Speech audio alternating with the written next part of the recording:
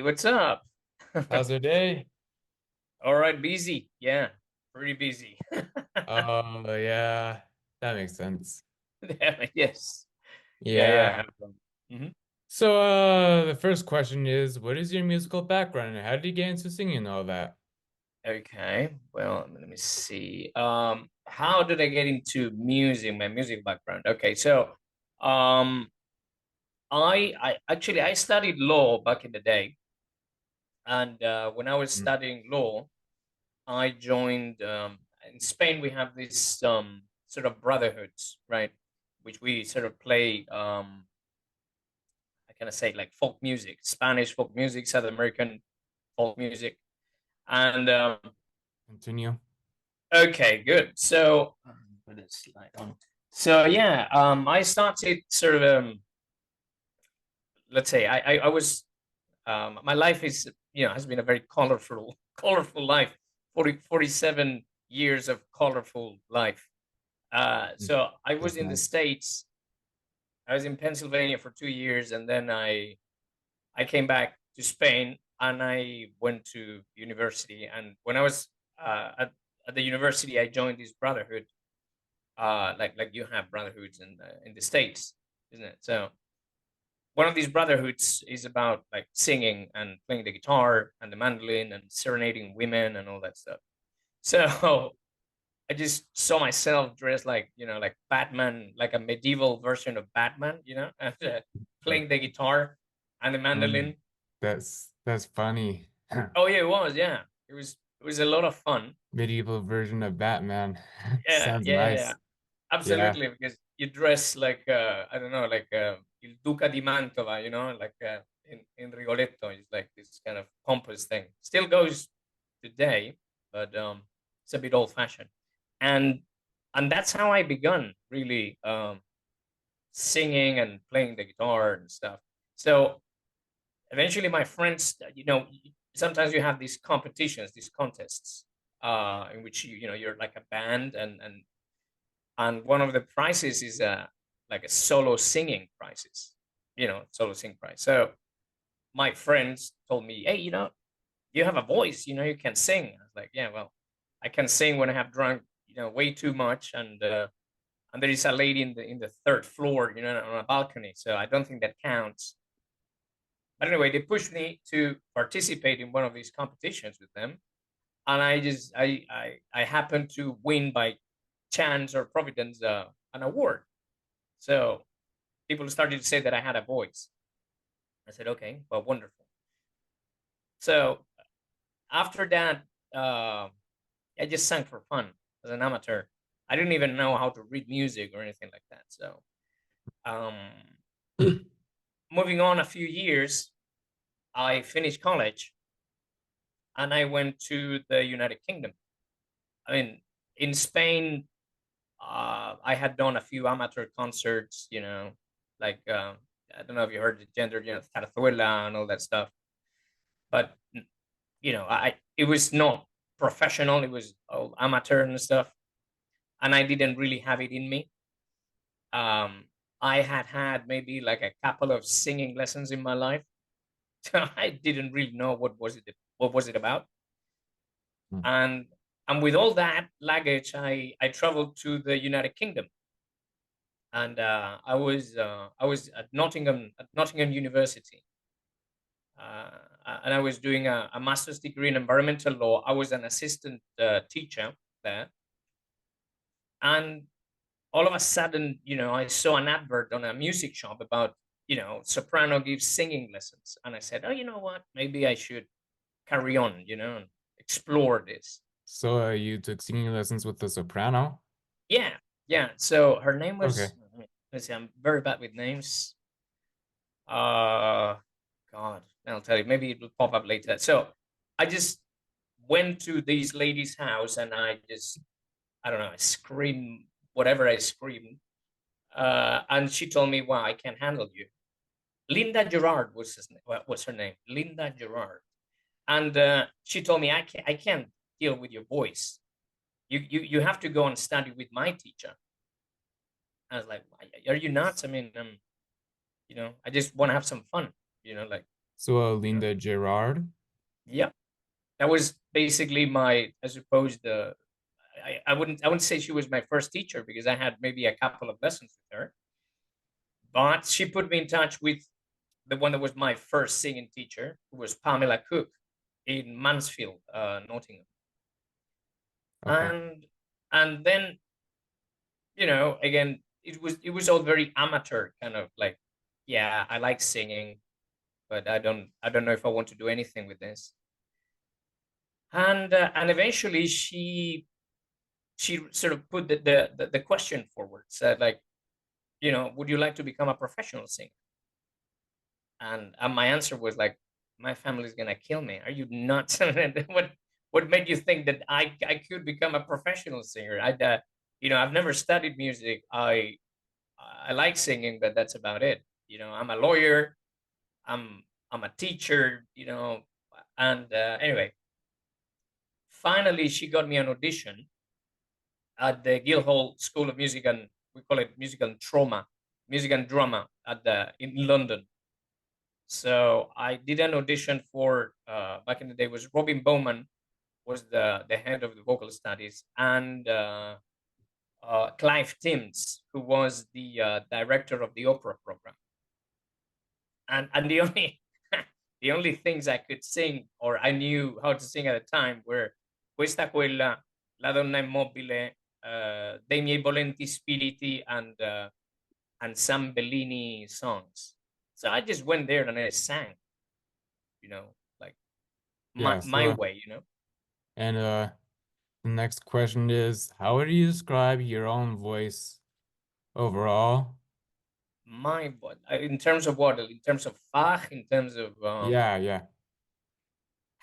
well, I think I've always been a lyric tenor.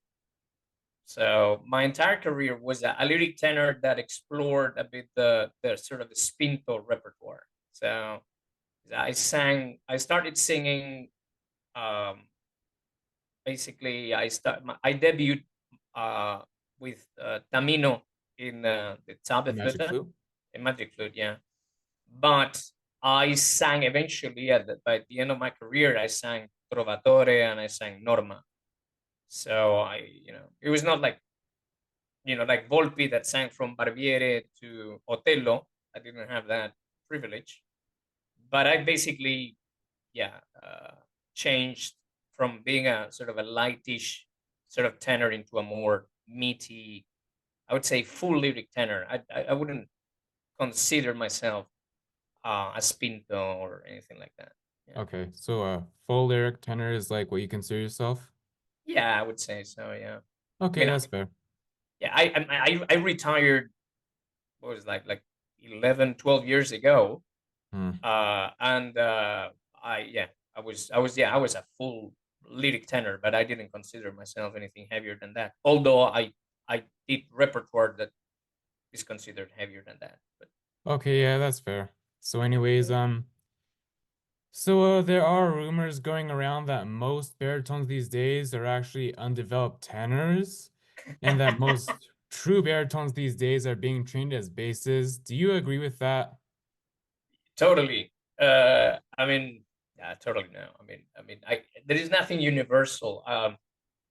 I think what defines a voice is, there are many factors. What I think, generally speaking, what I believe uh, has happened, unfortunately, in the world of opera is that the voices have gotten smaller and smaller and smaller and smaller. So that's what I see in every voice. There's both male and female voices. The audiences are being exposed and have been exposed for a large number of years to what I would call like music theater singers singing opera. Um, and I don't mind. Uh, how can I say? I don't say this with any. How can I say? With any malice. I don't. I'm not trying to be nasty, but for me, the fact that somebody like Juan Diego Flores has sang Bohème in Covent Garden is basically a joke. I can't. I don't see that happening. So having that in mind, obviously, I'm one of those dinosaurs that consider that 50 years ago voices were better than now. And absolutely, I mean, I do agree with that. Agreed. So if we take the voice of the baritone, which by the way, I wish I had been a baritone because it's the voice I love the most. I love baritones and basses. I don't like real tenors, and I just happen to be a tenor. So Yeah, if that I makes sense. reincarnate, if I reincarnated, I would like to be a baritone because of the personality and actually the voice. I love the baritone voice. They have taken out the essence of the titarufo out of a baritone. Baritone has to be uh the expression of masculinity. Now, there is no something for me. There is not such a thing as a light baritone. So when I get confronted with this chevalier baritone, that most people sing in the count and stuff, I said that's not a baritone. That's a tenor. It's just an undertrained tenor that doesn't want to face the music. So it's a lazy tenor, and Fair enough. yeah, and the same theory could be applied to a bass. So um there are intrinsic voices. For example, now I'm having there is a Norwegian bass, which is a very tall guy with a very long and thick neck. That I believe he's a bass, but he's 37, so his voice is not gonna pick in about 5 to 8 years. And I suggested he went for the bass, like bass baritone repertoire, rather to jumping into the bass repertoire as yet. And he has that sort of meaty requirements that I admire in the voice of a baritone. I mean, for example, I don't know, Il Devrano d'Arcangelo, that kind of bite. Those are the voices that I like. Yeah. Yeah, that's fair. I mean, I might respectfully disagree with you that there are no light baritones. I mean, for Mm, me personally, they may not be extremely common, but um I wouldn't say that it's impossible for that to exist, but like it is true that like some men classified as light baritones are mm, technically speaking undeveloped tenors. I agree with that. mm, And much if not most of though I wouldn't say most baritones these days, maybe like if I had to guess about a fifth of modern day baritones are mm, really mm, badly trained tenors, probably. mm. Yeah, yeah, I would agree with that. See, again, I have the deepest admiration for anybody that is on stage. So if anybody is on stage performing, they must have done something good, right? So Mhm. I really applaud all of them, and they have all my respect. Because I know what it is to be on stage, and I know what it is to be a singer, and to make it, ends meet, and it's hard. Competition is fierce. However, as I say, is like uh, at least what I've lived in the last 25 years is that voices have become smaller.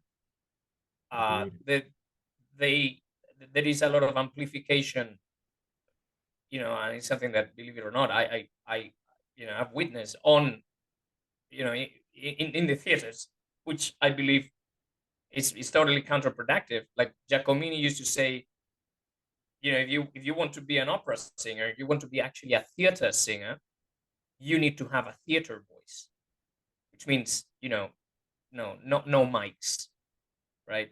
So amplification is not you know it's not a thing for a theater. So it's very fashionable nowadays. You find them everywhere. You have microphones in all major opera houses. You have hidden microphones here and there, and again, that creates the illusion that somebody can sing with the proper color that an opera singer should have, and with the power that it should have, the squillo that it should have, but you are giving the audience a different kind of product. And well, since apparently there is no alternative, then the audience is getting used to that. So of course, there can be lightish baritones, and you have fags, you have the typical the baritone Martin, for example, and all that stuff. So yes, there are peculiarities, but if we talk about the difference between a tenor and a baritone, I would say, okay, the the baritone the baritone strength, is his middle upper register, whilst the voice of the tenor becomes all interesting after an F sharp. So it's like I that's mean, there that's what is there are happening. lower tenors, Lawrence Melchior and Mario Delmonico, who have exciting mid ranges. Yeah, So there are exceptions, of course. absolutely. And Yeah, anyways, and I'm gonna have you react to this video that I'm gonna show in the comments section, in the chat. okay,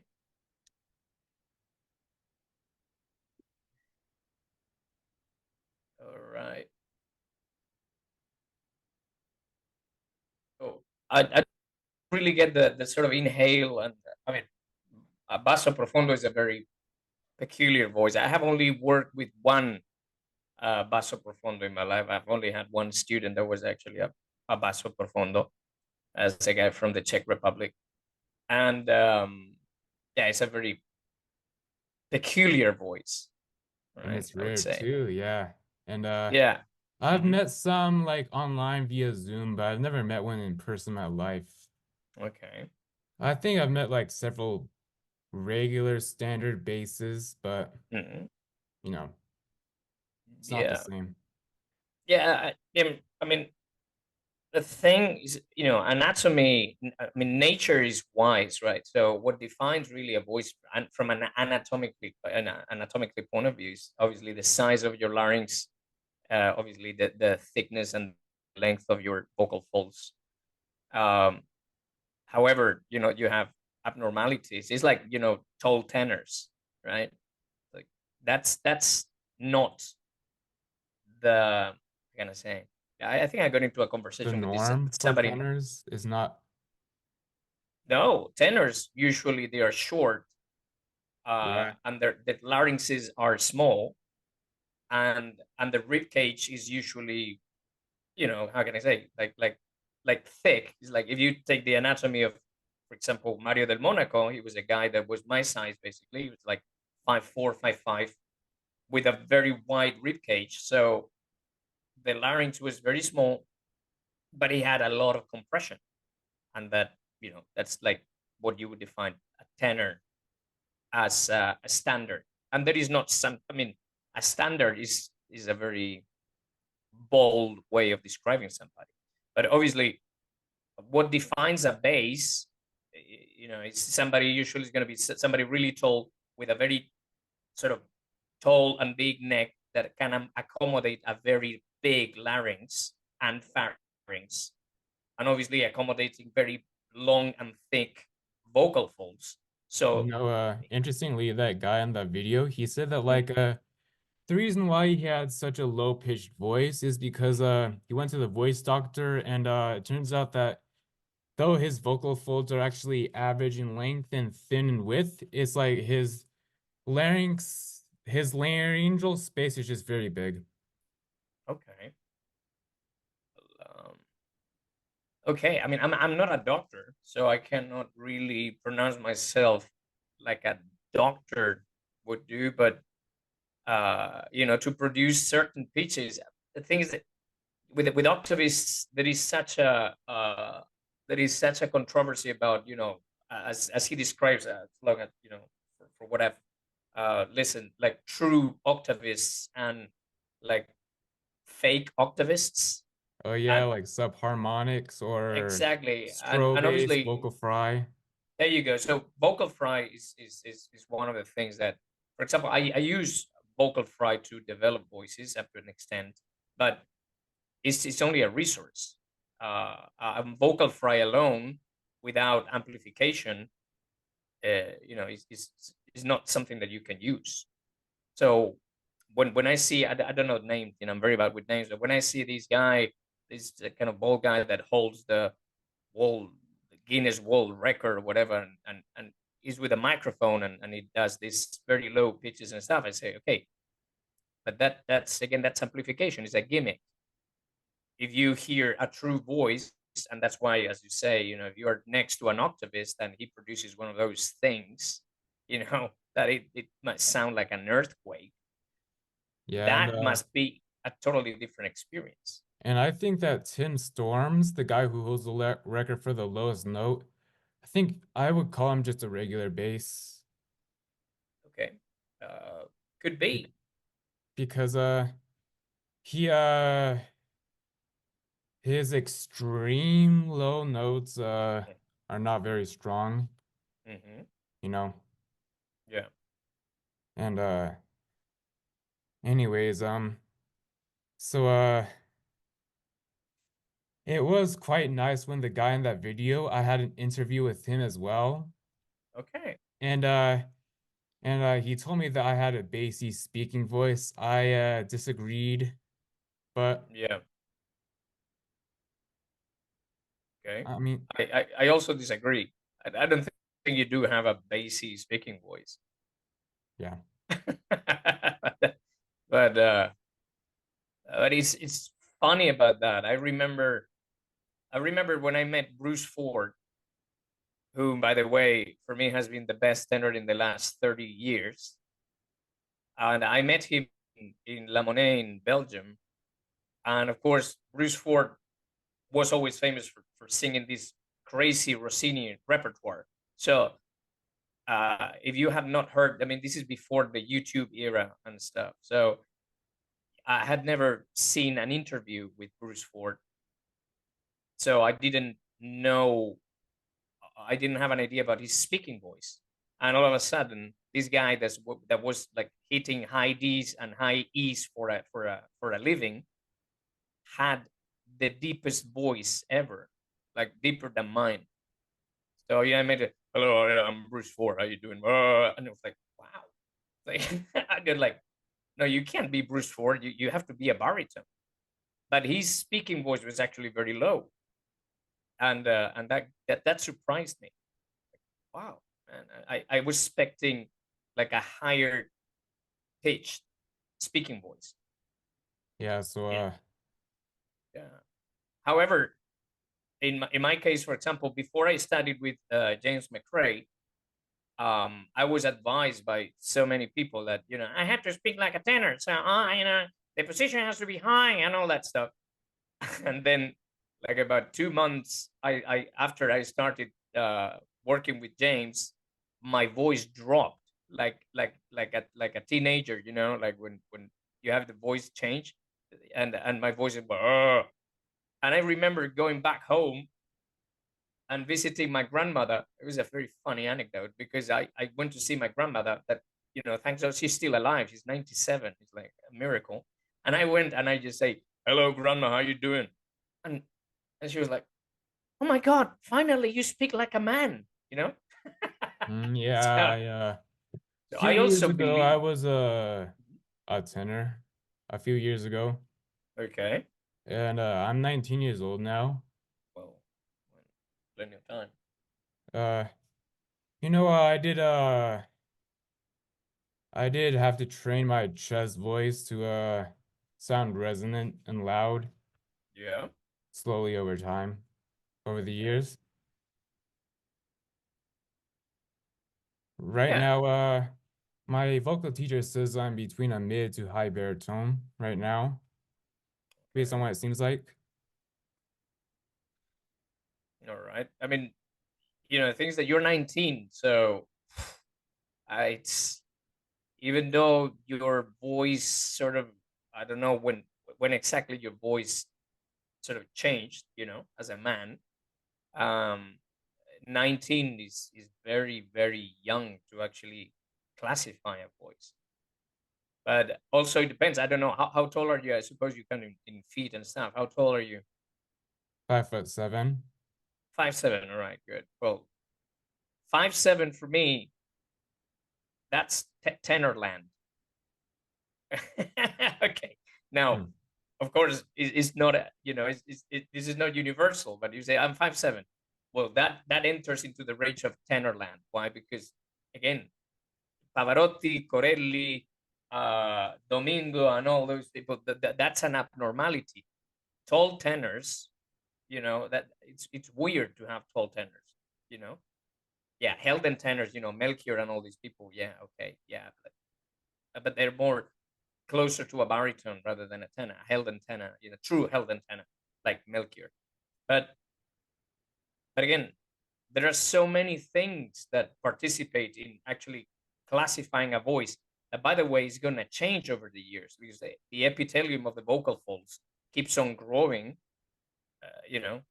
and with training also, the voice changes. As I told you, I'm a living example of that. My voice literally dropped, and it's not that I lost my top, actually got better, but actually the bottom of my voice got better, and my middle range also, overall my voice got better with James McRae. Now in your case, I don't know, there are many factors. I would ask you, what note do you need to cover? For example, I mean, if you talk about passaggi, E. E.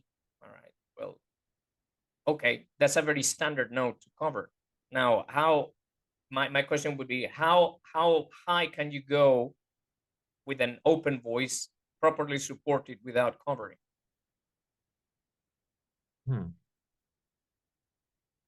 Because, for example, my baritones, I made them go open up to a G or an A flat. Yeah, I can barely like do it up to like a strained F. Okay. All right. Well, again, I would train to have a proper open F. A baritone, for me, a baritone should be able to have an open F, and a tenor should be able to have an open A flat A. Okay. McRae used to take as tenors to B flat open. I mean, they all like Giuseppe Di Stefano would be proud, but he believed that the higher we could go on an open note without covering, the better the cover was gonna go, and actually, you wouldn't lose pharyngeal space. So the pharynx has to be open at all times, otherwise it becomes ingolato. Again, criticisms. And and of course I admire him, but Kaufman, right? It's He's very woofy. it's extremely woofy. I always give the same example. It's like if you had Beniamino Gigli singing Celeste Aida, right? Because he was a lyric tenor, he would go like Celeste Aida. It would be a blatantly open F. Ah! Okay, but then you would have Mario del Monaco or Corelli, a spinto drammatico, and that F would be right. So that would be the open cover. Obviously, you have a bear like Giacomini, and it would be it's a very cover sound. But what you, to my mind, cannot have is somebody going and it's like, wow, Ben. I mean, you're gonna run into trouble.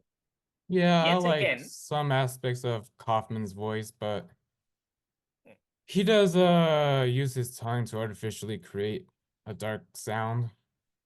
yeah, I would say so.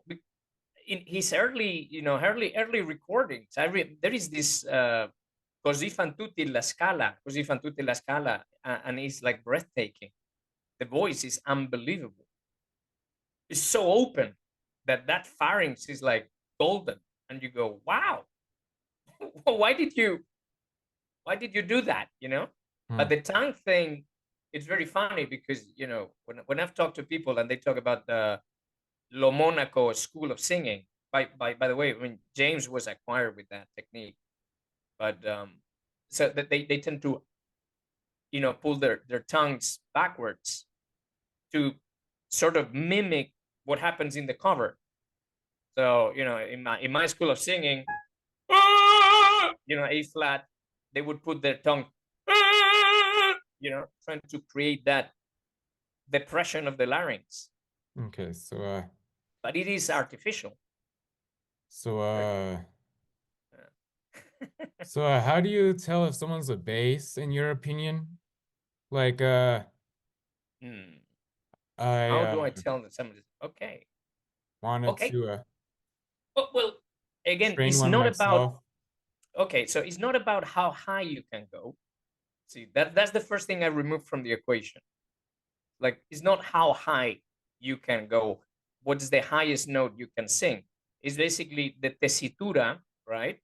In which your voice is going to be more comfortable, and and it's going to sort of glow. So your voice is going to have more presence. So basically, if you're a true bass, your voice is going to have, uh, I don't know, the money notes of a bass are going to be, I would say, his middle upper register. So it's going to be up to a D maybe, Hmm. and that would qualify me as a bass. Why? Because what comes underneath that is what people want to listen, right? Was a baritone, his money notes are going to be around, I would say, E and F. That's going to be Yeah, the money note. I agree. Based on So like most baritones I've heard, yes, I agree. yeah, and then of course there is a plus, because obviously you want to sing prologo and you need that A flat.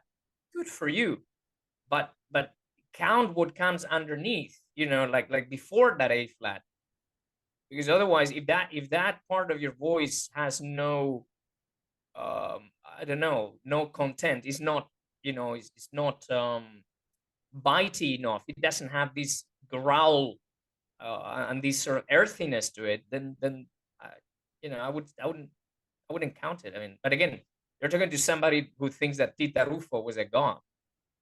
So Who thinks that I Tita Ruva was a what? a god. I mean, for me, Tita Rufo is this. It's like the Yeah, he baritone. and the Grand Fort are my favorite Yeah, baritones. yeah, yeah. Unbelievable. I mean, there are many others, but yeah, I would say Apollo Granforte and Tita Rufo are just like breathtaking. I absolutely love them. Yeah. Yeah. But the list goes on. I mean, who cannot like Giuseppe Taddei, for example, Yeah, and or the one thing I've Wealthy. found odd was that some people have come to believe that Rufo was a bass. It's like, what? His Well, his low notes were not strong for a baritone, actually. They were weaker than most baritones I've heard, actually. okay. For me, Tita Rufo was a baritone, and actually a best Verdian baritone ever. And the thing is that, I always say this anecdote: when you listen to Tita Rufo singing, Otello's duet with Caruso, at some point you don't know who is who. That's the funny thing. So Hmm. you have these two beasts, hand to hand, and you can't really differ who is the baritone and who is the tenor. And there's so much squillo going on that you just go like, wow. Yeah, so soon we need to end the meeting and then Mhm. we can restart again. Okay. All right? Yeah, no problem. Yeah. Anyways, so Yeah. I often talk about my own vocals on my own channel a lot. So Mhm. I will admit I did want to be a bass. So I can kind of Okay. relate to you to like wanting to be something you're not. Yeah. Yeah. But like my low E, my low F are just usually not strong enough I see. for bass roles. Well, I mean, you can always work on them and see what. Okay. Okay, yeah, Yeah. so All right, man. Sorry, as I said, I'm totally ignorant with Zoom, so I always use Skype. I'm very old fashioned today. I'm an old man after all. Okay. Okay, so you're saying that you would like to be a bass, but yeah, well, you cannot cheat anatomy, but there are ways to train, and get powerful down there. I mean, I'm a tenor, and I didn't have anything below a C, and C3, nowadays, whether yeah. it's chest voice or strobe bass, you can do it. Well, I mean, this note, that was the lowest thing I could do, and nowadays, that's my F, and and obviously with Hmm. a bit of vocal fry, and that would be vocal fry to a C. Yeah, so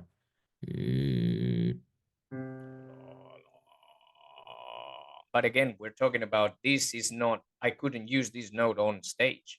Maybe my F, maybe I could.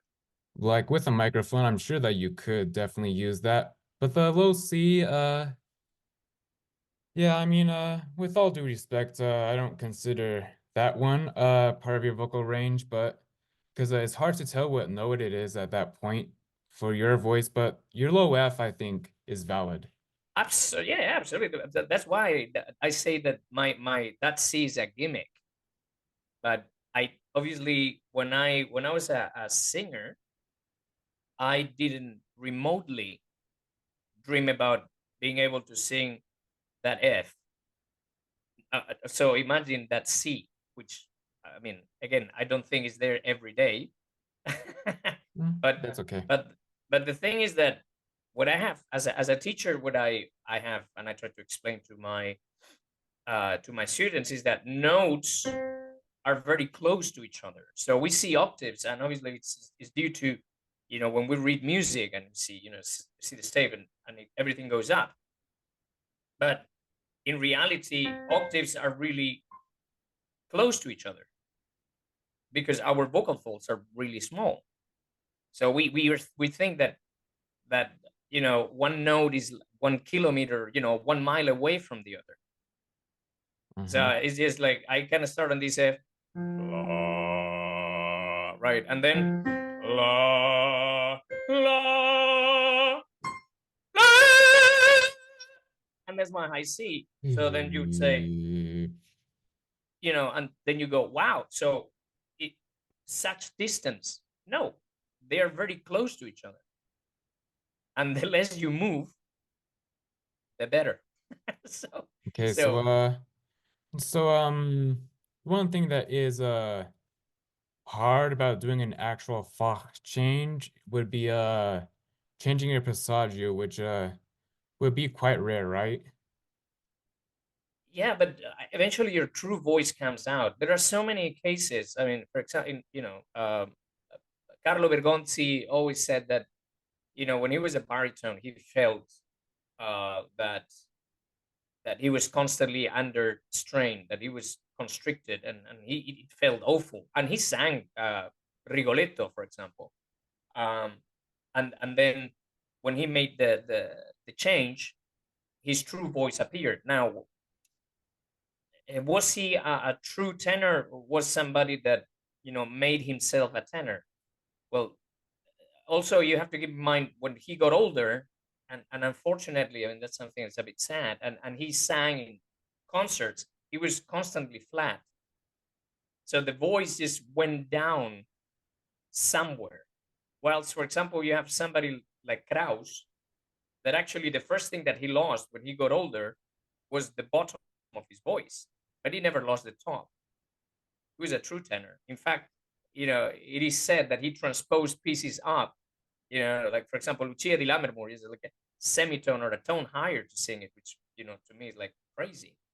But Lo Forese, for example, it's another example. He started as a baritone, and you're talking about a guy that when he was 90 odd, he could sing, Di Quella Pira in tune, and you go, wow, he lost the bottom, he never lost the top. I don't know. there are so many things intrinsic to a voice that when you want to make the change, if the change is available, you have to consider the color of your voice again, the where exactly your voice glows and gives the best of you, rather than just one pivotal point. Because for me, passaggio is something that I don't use. I use this kind of, okay, pivotal point is that cover note. For the baritone, maybe, E flat, E. For the tenor, it's gonna be F sharp, F. So it's not really, as most people say, like, and this is very controversial. I mean, with McRae, we never talked about passaggio. There's no passaggio. There is no head voice. There is no mixed voice. Everything is chest voice for a male, for male voices. And what makes you go and access your high register is actually the cover mechanism. What, girare la voce, like the Italians say. That is an extension. Because at the end of the day, everything is about vocal mass. That's all. If you The cricothyroid is going to stretch your vocal folds, but obviously, I don't know. I always use rubber bands. Obviously, this would be, like head or whatever. This is my vocal fold, and I use this, and this is my head voice falsetto, right? So it has no vocal mass. This has full vocal, and that's a G. Okay, so, and the thing is that I can go from one to the other. So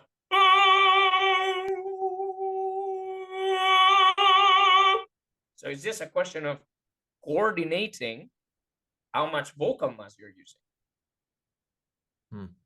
So once you train that, obviously, having gone through that passaggio business, but then you can decide, oh yeah, I can make the change because I feel comfortable in this area. What is expected, for a tenor? So, what is your vocal range?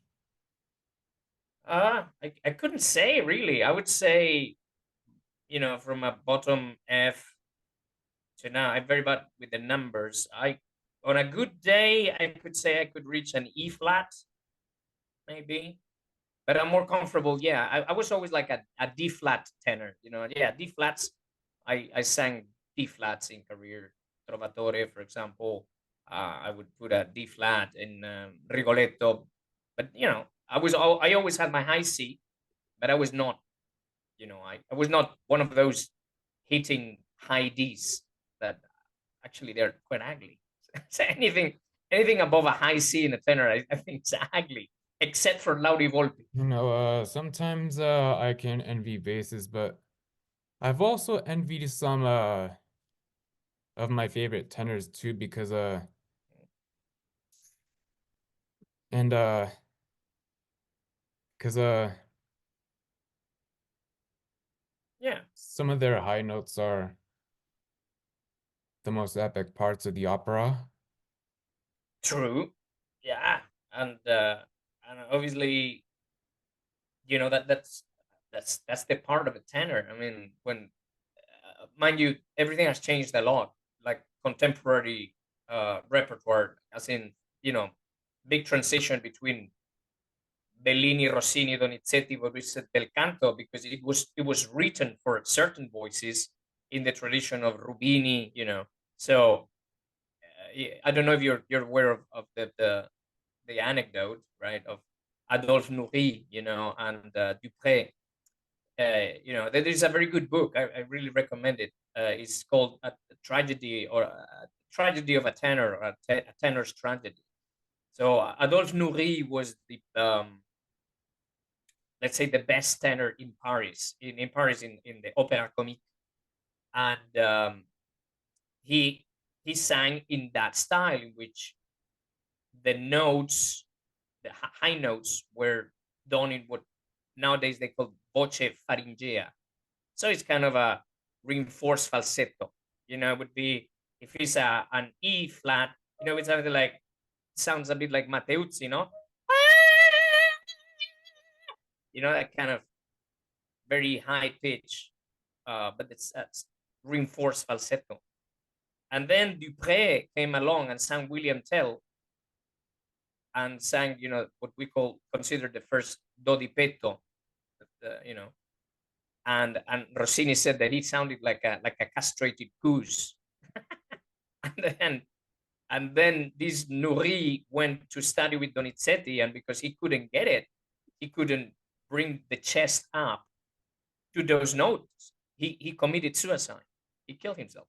It's a big tragedy. Hmm. Wait, So which guy was it again? Adolphe Nourri. Adolphe Nourri. Yeah, I can write it for you in the chat if you want. Yeah, Okay, yeah. Yes, please. I don't know. Some sort of operatic tenor who committed Oh suicide. yeah, Adolphe Nourri. Yeah. So yeah. So then obviously everything changed ever since, and that's why 19th century tenors, and we only have, I mean, recordings of Tamaño, right? That gives us a bit of um, I mean, illustrates how those singers sang. I don't know exactly the date, is beginning of the 20th century when Tamaño recorded, and then obviously Caruso as well. But um, the tenor voice is supposed to be very climatic, and that's why you have all those notes that with the squillo and stuff. Yeah, and obviously they are very appealing. Uh, I don't know. And then you can criticize singers such as, for example, Mario Filippeschi, that is one of my favorite tenors ever. I say, oh yeah, he had no line, no legato, whatever, but yeah, but it was thrilling. His top notes. Or Amedeo Zambon, for example. So the tenor high notes are always very appealing. But mind you, so are the baritones. A good G, from a baritone, can be quite impressive. But yeah, nothing beats a good B or C from a tenor, really, if it's like So, properly. I'm currently writing an opera on the Greek hero Perseus, All right. and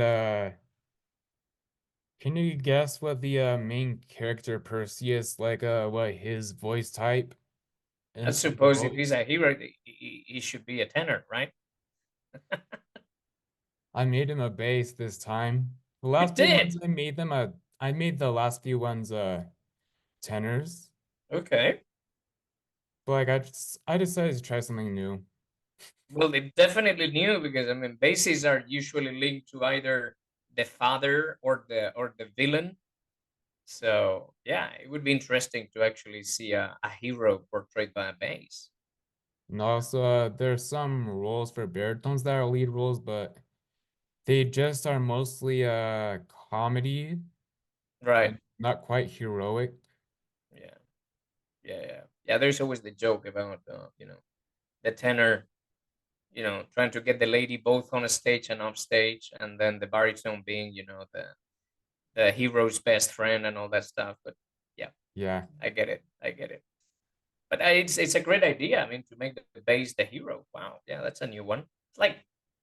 It's like the tenor being the bad guy. You don't find them so very often. I'm also gonna make the bass I'm also gonna make the bad guy a bass because I don't really see a tenor as a villain that much. Unless I mean like one of the antagonists, like not the main antagonist, but is a tenore buffo. Okay. Like All right. a funny tenor. Yeah, it's just kind of a monostatos kind of guy in Yeah, the temp. yeah. Yeah. Okay. I only played the bad guy once in my 25-year career. I only played the bad guy once, and it was in a world premiere in nearby Liechtenstein in Felke. And yeah, it was the only time that the tenor didn't die. A dumb hero. But yeah, that was a one time only. Hmm. Not many So tenor what villains role was around. it and from what opera? It was called The Secret Agent, and it was based on Conrad's The Secret Agent, a famous novel, and the character was Chief Inspector Heat. That was basically a corrupt policeman. Yeah, Hmm. very weird opera, actually. Very, yeah, very weird. So Yeah.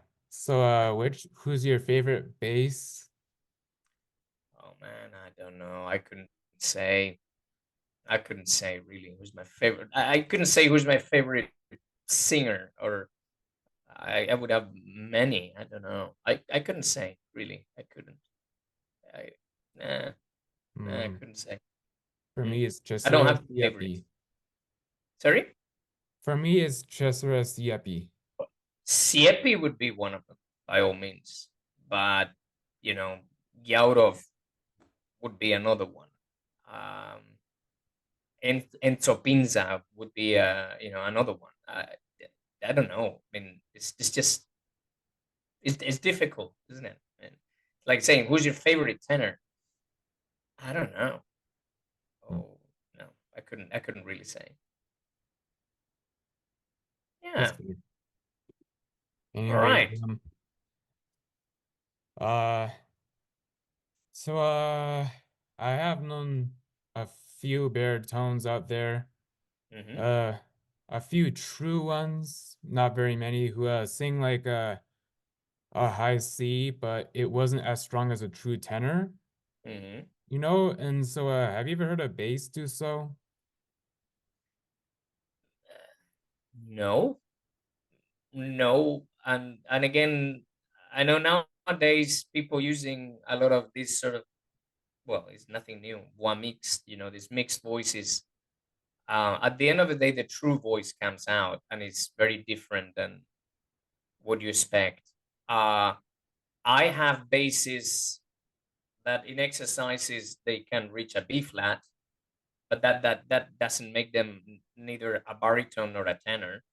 So it must be hard for them, like at Yeah, the top. yeah, absolutely. Oh yeah, they they don't feel comfortable at all. But again, it's an exercise.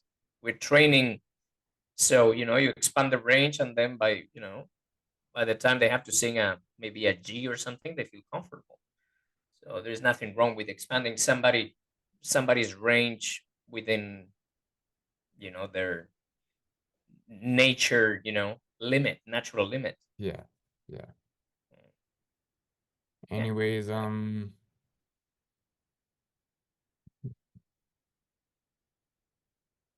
let's see. So is opera a dying art form? Yeah, it's been dying for a long time. I agree, Yeah. unfortunately. Yeah. And some of my favorite operas, such as like Wagner, and some of my favorite types of tenors, the dramatic tenors. Dying breed. Yeah, Yeah. Anything dramatic is a dying breed, either yeah, because of singing teachers or because of conductors or because of directors. mhm, So, in the name of, like Kunst, as they say in German, um, they have sacrificed a lot of, the real stuff. So again, I mean, for example, Manuel Garcia Senior, right? He was a tenor. He was the first Almaviva, and for Rossini, he called a baritone. So somebody that sang Conte, El Conte in Barbieri di Siviglia was considered a baritone.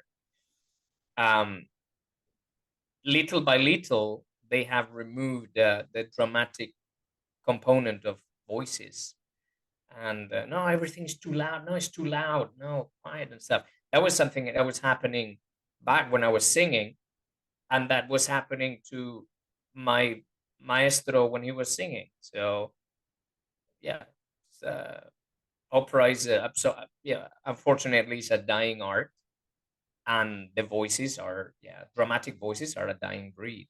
Yeah, by all means. Mm. So mhm. the teachers with whom I'm in contact, mainly Carlo Colombara and Fulvio Massa, we have like sort of a quest that we don't want this to die. So we try to produce sort of big voices and meaty, dramatic singers because I think the world of opera needs it. That was Yeah, so I'm gonna make you react really quick to another video if that's all right, okay. and it's gonna be in the chat.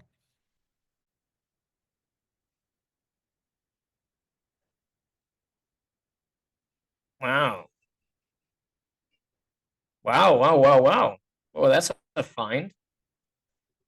Yeah, very interesting. Mm-hmm. Doesn't sound like a baritone. It sounds like a dramatic tenor. Okay, fair enough. I mean, Yeah. And the squillo is unbelievable. So it doesn't sound like manufactured at all. That reminds me a bit as like Ramon Vinay, hmm, kind of yeah, but doesn't come across as a baritone at all. fair enough. No. I mean, Hmm. I definitely wondered for some time if he was a baritone or a tenor, so it did take me some time to decide for myself. As I said, doesn't sound like a baritone to me at all because of the way where it where the cover where the voice turns, the way he opens for the B natural now. But hey, if he says he was a baritone, okay, good for him. But sounds like a tenor. I mean, okay, fair enough. That's my opinion. I mean, if I hadn't seen that, that he was a baritone in the description, I would have said he was a tenor. Yeah, definitely sounded like a tenor, Hmm, meaty tenor. Yeah, yeah, it wasn't very good. Mhm. it's not quite as exciting as Corelli's nor Delmonico's, of course. Well, It's not like that perfect, but I don't believe in perfection, but anyway, I mean, it's exciting enough, and there are so many unknown tenors out there that are as exciting as Corelli and Mario del Monaco. To be honest, any student of Marcello del Monaco is exciting. I mean, not not only Gianfranco Cecchele or Nicola Martinucci, but as I said before, Amedeo Zambon, for example, and virtually unknown, and they are extremely exciting. So there hmm, are a lot of lost, like unknown jewels out there. Yeah. Once upon a time, I had a big collection of tenors, like old CDs and stuff. Yeah. hmm. Yeah, All right. so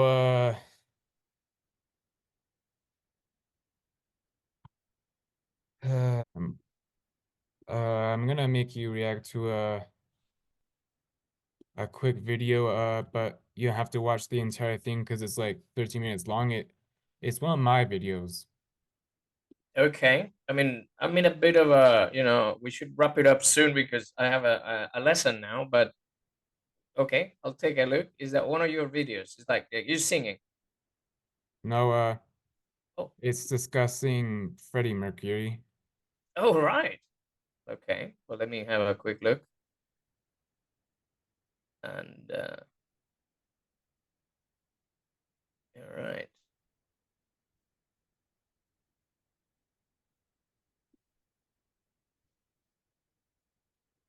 Okay.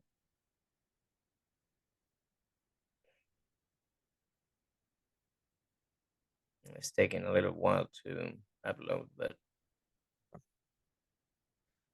wow. Here in the feed, it said best tenor Juan Diego Flores better than Franco Corelli. I don't know who the hell. No, no, no, absolutely not. I'm just, No.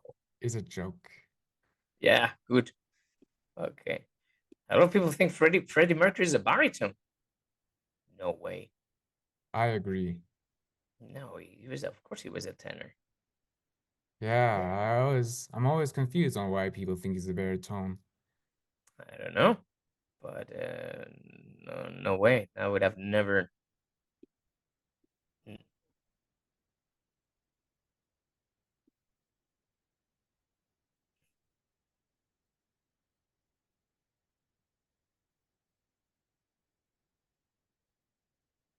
yeah.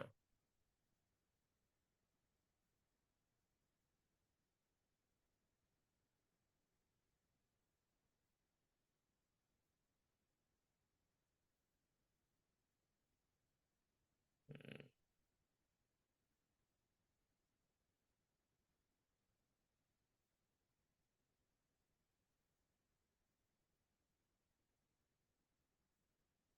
Did you hear how yeah, he compared to Pavlovitzian? absolutely. But again, why you can have an A. Come on, an A. Of course you can. Being a tenor. No. Oh yeah, you.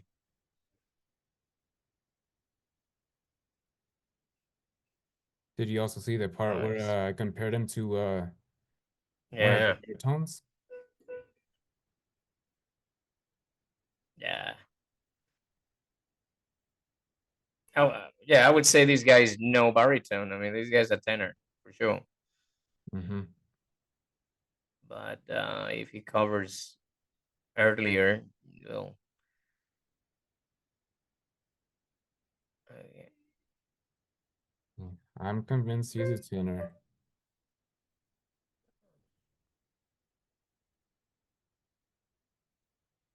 Mm.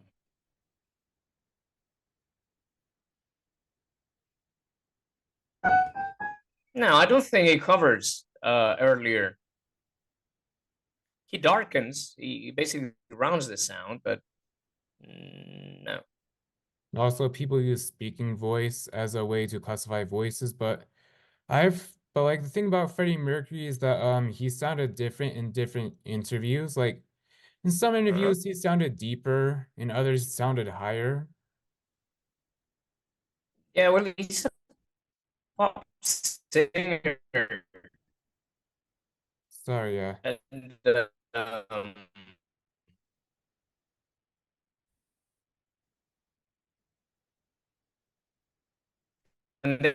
so many things you can do with a microphone. But again, but yeah, he's a tenor. He was a tenor. There's no way.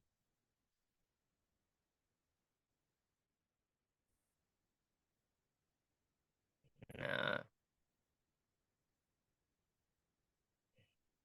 Okay, so true tenor. yeah. Yeah, no way. No, no, no, no. So that's yeah, nah. Definitely for me, Freddie Mercury was a true and true tenor. Oh yeah, through Yeah, and I'm through. I'm one of the best rock and roll vocalists ever. Yeah, So yeah, definitely. through and through a tenor. Yeah, totally. Oh yeah, definitely. Good.